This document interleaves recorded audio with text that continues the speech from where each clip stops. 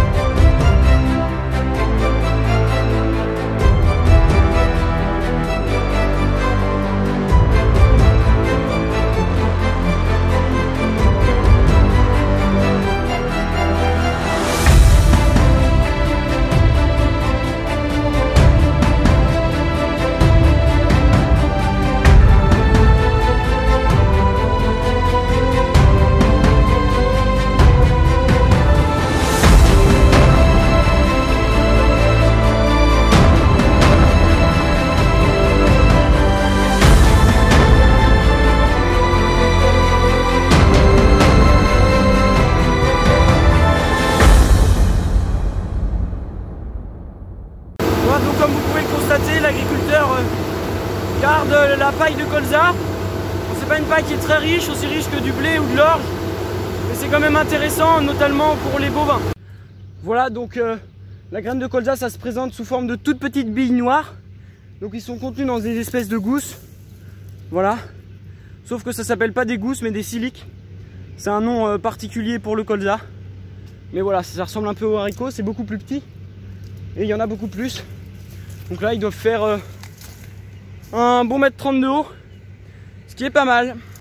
Voilà, donc pour les colza, la plupart du temps on laisse quasiment toute la canne, un peu comme le tournesol. Et donc ensuite ça sera broyé, donc pour rendre ce déchet à la terre et faire un engrais organique.